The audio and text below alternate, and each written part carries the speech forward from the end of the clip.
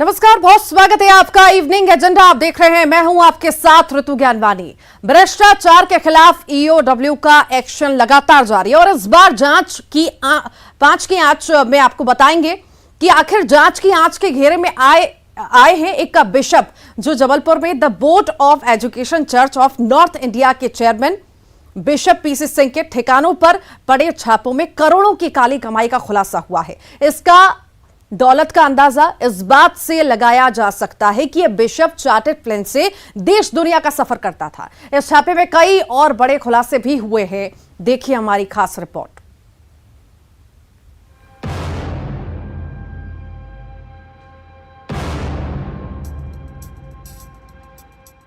The board of education church of north India के chairman bishop PC Singh पर EOW का शिकंजा कसता जा रहा है।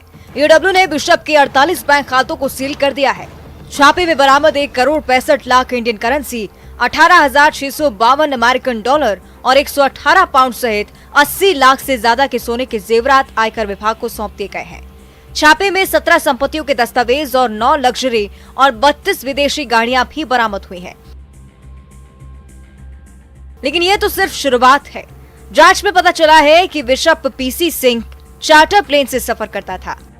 इसके ऊपर 2 करोड़ 70 लाख रुपए कुछ धार्मिक संस्थाओं को बेचने का आरोप लग रहा है। आशंका है कि ये पैसा गैर कानूनी धर्मांतरण में इस्तेमाल किया गया। इस मामले में सीएम शिवराज सिंह चौहान ने भी ईओडब्ल्यू को जांच के आदेश दे दिए हैं। हमने तय किया है राज्य शासन ने कि इस पूरे छापेमारी में प्राप्त दस्तावेजों के आधार पर जो प्राप्त धन हुआ है उसका उपयोग कहीं गैरकानूनी कामों में तो नहीं किया जा रहा। धर्मांतरण और अन्य गैरकानूनी काम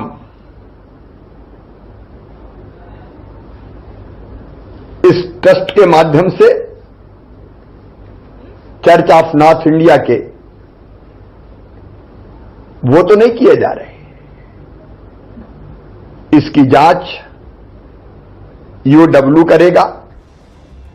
पीसी सिंह उर्फ प्रेमचंद सिंह के खिलाफ देश के अलग अलग राज्यों में 99 आपराधिक केस दर्ज हैं। छेड़छाड़, अवैध वसूली, फर्जी दस्तावेजों का इस्तेमाल सहित कई मामलों में बिशप पीसी सिंह आरोपी है।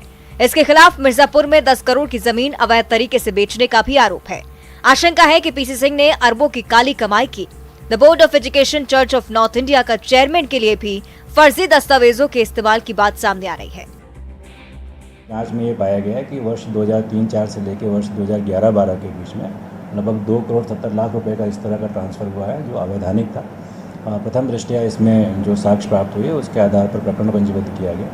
प्रकरण की विवेचना की गई और चूँकि ये वर्ष 2015 से लगातार इसमें जाँच हो रही थी, सारी शैक्षणिक संस्थाएं लगभग इन्हीं के नियंत्रणाधीन हैं, इसलिए इनकी जानकारियों को प्राप्त करने में काफ़ी परिश्रम करना पड़ा था। इसमें जब गोपनीय सत्यापन किया गया तो कुछ दस्तावेज मिले हैं जिसमें कई माननीय न्यायालयों में और कई थानों में इनके बारे में कुछ प्रकरण पंजीबद्ध होने की सूचनाएं हैं, उनका भी सत्यापन कराया जाएगा। जांच में यह भी बात सामने आई है कि the board of education church of north India को बतौर ट्रस्ट सरकार से जमीनें अलॉट की गई थी, लेकिन ट्रस्ट ने शर्तों के खिलाफ जाकर जमीनों का व्यावसायिक इस्तेमाल किया है। इसके पीछे बिशप पीसी सिंह का हाथ हो सकता है। इस मामले में सरकार की सबसे बड़ी चिंता धर्मांतरण कनेक्शन की है। फिलहाल सीएम के निर्देश पर पीसी सिंह की कुंडली खंगाली जा रही है।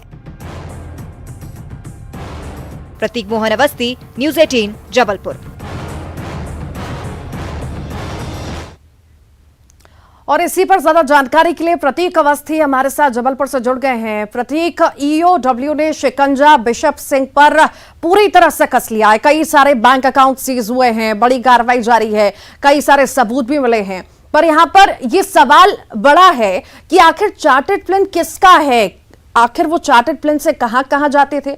कौन इतनी सारी फंडिंग करता था जो इतना बड़ा रुतबा लिए घूम रहे थे? देखिए ऋतु, आपको बता दूं कि जब मूल शिकायत ईओडब्ल्यू के पास पहुंची थी उसमें इस बात का भी जिक्र था कि इनके कुछ प्रॉपर्टी डीलर से संबंध है, जिनके कहीं ना कहीं आपराधिक मुकदमे भी जिन पे दर्ज हैं, जिनका बैकग्राउंड भी आपराधिक है, और कई बड़े शहरों की जो संपत्तियां जो कि कहीं ना कहीं चर्च की थी या जिस एसोसिएशन के चेयरमैन है उसकी थी, उसे कूट रचना करके इन्होंने बेच दिया। और इन तमाम बातों का जिक्र शिकायत में था। संभवतः अभी तक जो जानकारी हमें मिली है, एक बड़े प्रॉपर्टी डीलर का ये जो प्राइवेट प्लेन है जिसपे सफर करते हुए उनकी तस्वीरें सामने आई है, ये संभवतः उनका हो सकता है। फिलहाल ये आधिकारिक बयान नहीं है।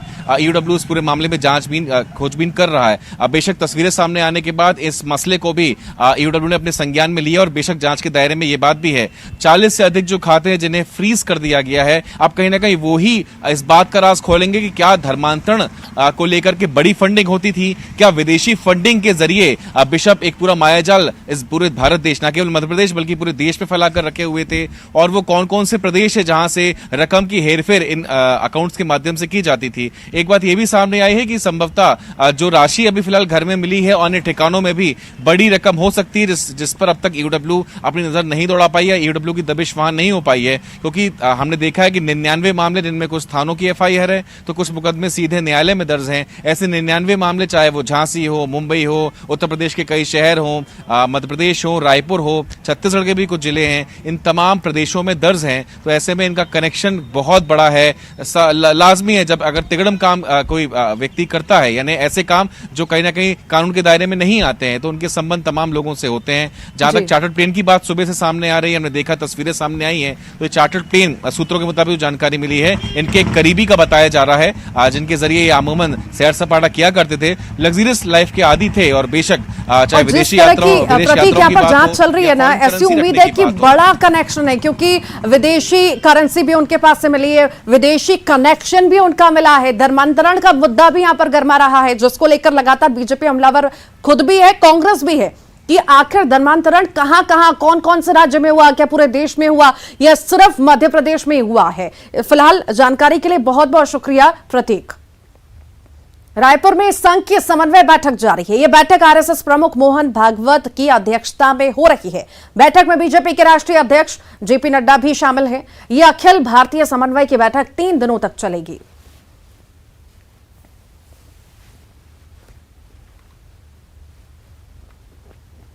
तो 3 दिनों तक संघ की अखिल भारतीय समन्वय बैठक चलने वाली है। संघ प्रमुख मोहन भागवत की अध्यक्षता में यह बैठक हो रही है। आरएसएस की अहम बैठक यहां पर आयोजित की गई है और इस बैठक में आरएसएस प्रमुख मोहन भागवत की अध्यक्षता में ये बैठक हो रही है।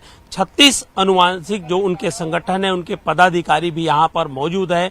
बड़ी बात यही है कि भाजपा के राष्ट्रीय अध्यक्ष जेपी नड्डा भी यहां पर मौजूद है और आरएसएस एक रणनीति बना रही है कि 2023 के चुनाव में जिस तरह से छत्तीसगढ़ में और खास करके जो भाजपा है उसे मुंह की खानी पड़ी थी, महज 15 सीटों पर जो है भाजपा सिमट गई थी। एक रणनीति बनाई जा रही है।